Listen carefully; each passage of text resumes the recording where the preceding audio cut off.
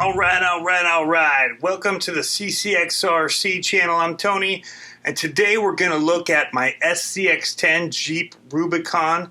I've done a few upgrades to it, mainly the link system. I got the 12.3 inch or 313 millimeter TR aluminum link set on the bottom. So let's go ahead, let's take this top off, and let's take a look at it. Alright, so this kit comes with a set of instructions here that are pretty much worthless and need to just be tossed to the side because they are rubbish. They have, here actually let's pull it back here.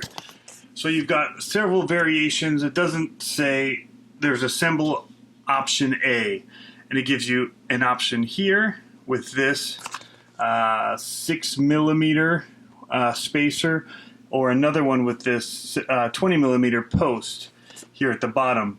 That seems like multiple options to me.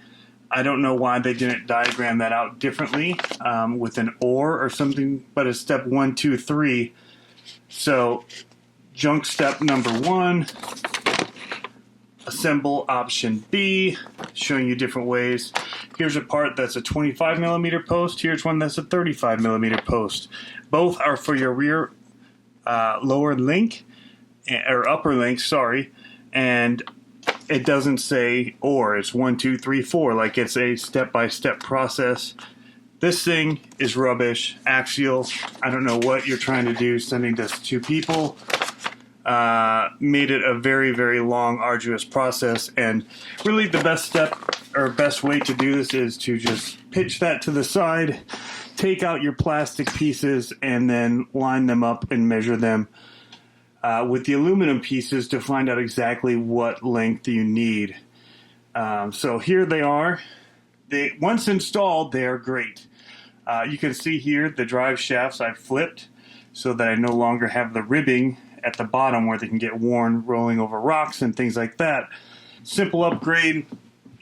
Should probably come like this, in my opinion, out of the box, but this RTR does not. If I were to have built it myself, that's what I would have done. So you can see where the ribbing is now on both of these in the upper part, where it will not rub on rocks and other things that will hit in this low section, one of the lowest points of the truck. So anyway, that's a simple upgrade. So anyway, the 106 millimeter, let's see if I can get this to focus, here in the bottom. So these are your lower links. On the top, you have to combine them. It's multiple pieces because it could be multiple lengths depending on your truck that you're running. So you can see right in here where they are joined together, right here. The rear end was no problem. That all went together pretty easily. It's pretty obvious to see what size you need. However, the front, where they've got this Y brace up underneath, right in here, and you can't really see it, but there's a spacer, so we can get the light on it. Now it's going to be in the shadow no matter how I do it. Well, maybe right there. There's a spacer right here, a metal spacer, and then this plastic Y that comes off onto these posts on the links. The problem I was having was that this front axle was rotated because I didn't have the right spacer in. I tried a long one, I tried a shorter one, I doubled up spacers, and then finally found the right size after bolting in and unbolting about 3 or 4 times in order to get that to sit straight. So both of them now are running nicely. So anyway, that's just a quick update. It also comes here with your steering links in the front. So they're metal, 106 millimeter, and then another little arm up here that attaches to your servo. So overall, it's a really great kit as far as the parts that come with it.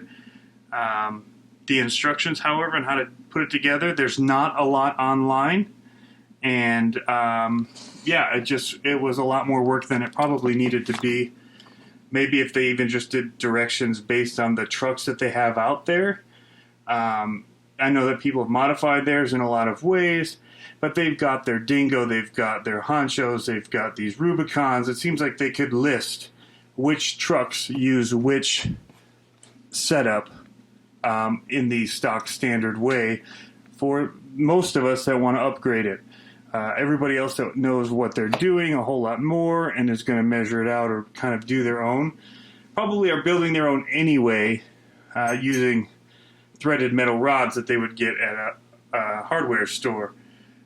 So for those of us that don't know exactly what we're doing but want to be able to have nicer upgrades to reduce the buckling. So this whole project started because my rear link started to buckle, and so this rear wheel would hop forward because as it buckled in here, the wheel would shift. And so that's what made this. Once it buckles, you're done. It's just going to buckle easily. And so I needed to go either buy another plastic one that would buckle or upgrade to the aluminum, which is what I've done. Even that's not listed very well for these trucks, saying if you have a Jeep Rubicon, you should get the 12.3 inch or 313 millimeter versus the 11.4 inch or any of that. So they don't make it easy for their customers to get their upgrade kits, in my opinion. It took a lot of research and finally just asking somebody who had done this upgrade to their truck what kit they got, and then that's what I did, and then proceeded to deal with the instruction manual to end all instruction manuals. It's pretty horrific. The pictures are nice, but other than that, it's pretty much rubbish in my opinion. So I'm excited to have these on. They're quality parts, but again, it was much more of a hassle than it needed to be. But I'm glad to have it done and everything in good working order. So that's the update here on my SCX10, and I'll be hitting the trails again with it soon. Have fun RCing, guys.